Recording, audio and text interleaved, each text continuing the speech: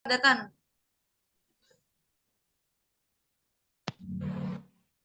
Oke, Assalamualaikum warahmatullahi wabarakatuh. Perkenalkan, kami mahasiswi psikologi semester 6 Universitas Muhammadiyah Jember yang kali ini akan menjelaskan atau mereview salah satu jurnal COVID pandemik. Nah, sebelum itu kita kenalkan kelompok 3 yaitu Anastasia Faros, Sakira Ailani, Nurani Hidayati, Vika Yuliana, Vira Puspita, Arifiani, dan Intan Nabila. Oke, kali ini kita akan membahas salah satu jurnal yang berjudul Rural Urban Disparities in Knowledge, Behavior, and Mental Health during COVID-19 Pandemic.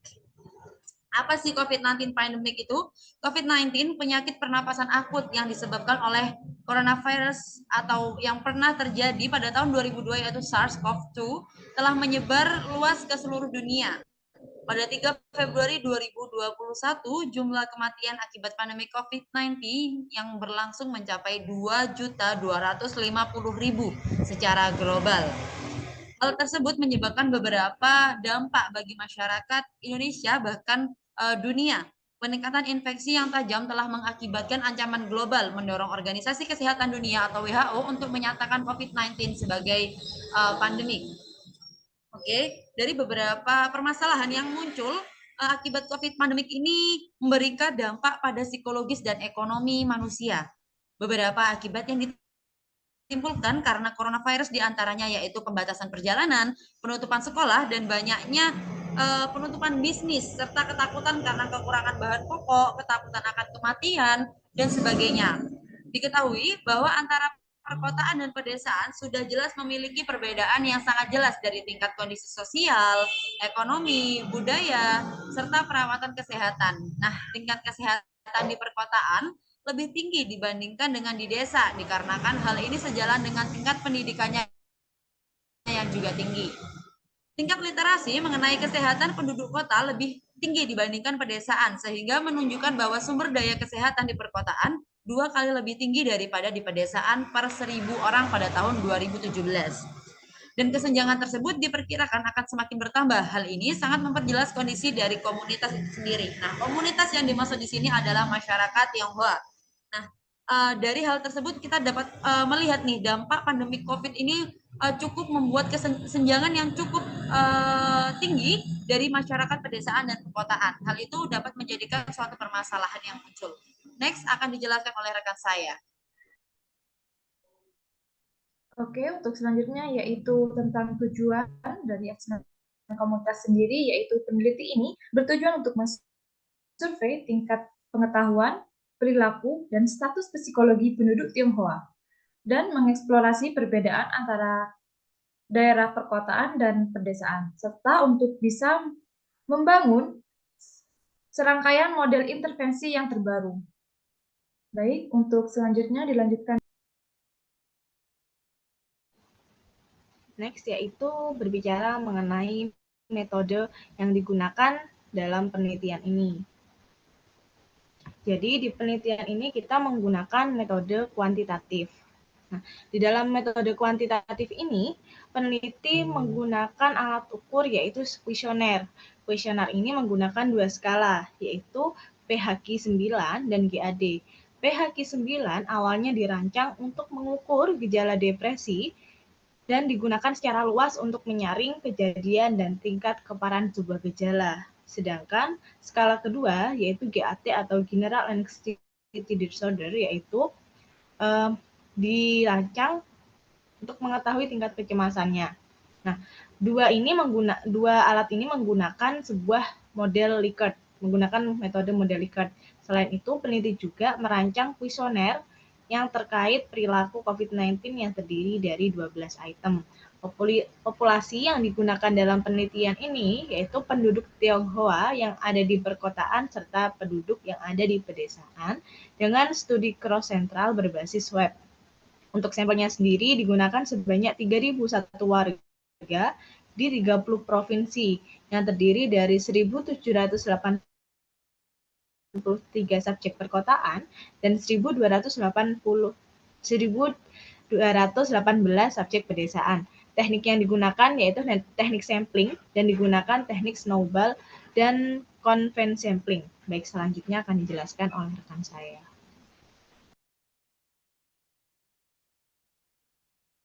Baik, untuk selanjutnya mengenai teori yang diterapkan dalam asesmen komunitas pada penelitian ini.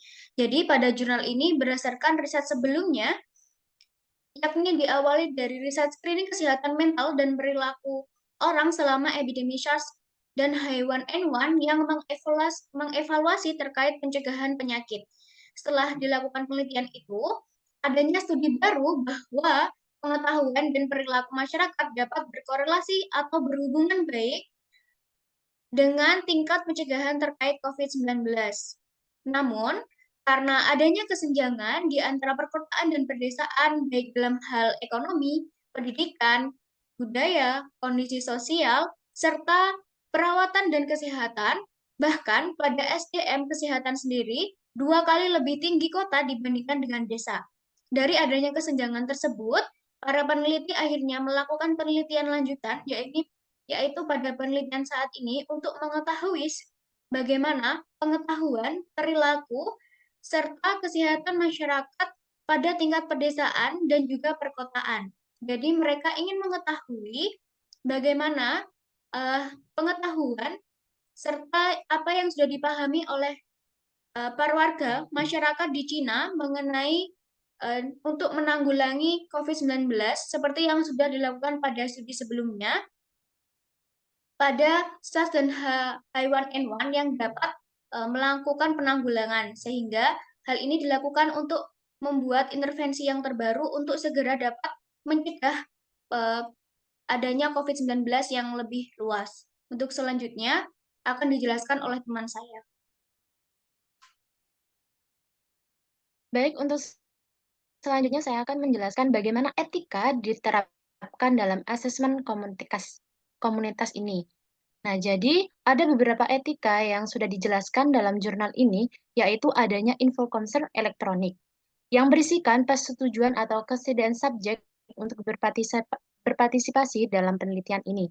Kemudian ada persetujuan oleh Rumah Sakit Cina Barat Xinjiang Komite Etika Penelitian Biomedis Universitas. Dan serta penelitiannya sudah memenuhi ketentuan dari Deklarasi Helsinki yang berkaitan dengan manusia. Untuk selanjutnya akan dijelaskan oleh rekan saya. Baik, selanjutnya saya jelaskan mengenai pelaksanaan monitoring dan evaluasi dalam asesmen komunitas. Monitoring dalam penelitian ini tuh dilakukan terkait prosedur dan pengumpulan data. Jadi sebelum memulai survei, peneliti mengembangkan kuesioner berbasis kertas dan kemudian mengadopsi alat tanya jawab jaringan dalam https www.wjx.cn untuk mentransfernya ke edisi halaman web. Kuesioner diketik dan diverifikasi sesuai dengan versi kertas. Kemudian, 3 tenaga medis dan 7 warga masyarakat diminta untuk menjawab kuesioner ini untuk mengetahui apakah ada item yang tidak dapat dipahami atau kesulitan dalam mengisinya. Kemudian, melalui orang Cina, kuesioner ini dibagikan kepada masyarakat di berbagai provinsi dan mengundang penduduk yang memenuhi syarat untuk berpartisipasi. Informan concern elektronik diperoleh dari anggota masyarakat yang terlibat. Kemudian selanjutnya evaluasi. Evaluasi dari penelitian ini yaitu memiliki keterbatasan yang perlu dipertimbangkan, mengingat fakta bahwa informasi tentang aspek-aspek tertentu dari cara pengetahuan dan depresi residen seharusnya ditambahkan ke dalam analisis regresi. Kemudian penelitian ini menggunakan kuesioner laporan diri yang mungkin saja beresiko melebih-lebihkan orang yang mengalami kecemasan atau depresi. Sebaliknya, ada kemungkinan meremehkan angka dengan menggunakan kriteria diagnostik umum. Selain itu, data diakses hanya dari satu negara, yaitu China, yang membatasi penerapan hasil dari penelitian ini. Kemudian juga data dari negara tambahan diperlukan untuk mengonfirmasi hasil dari penelitian ini. Selanjutnya, daftar pustaka terkait jurnal yang kelompok gunakan. Mungkin hanya itu saja pembahasan yang kami sampaikan, kurang lebihnya kami mohon maaf. Wassalamualaikum warahmatullahi wabarakatuh.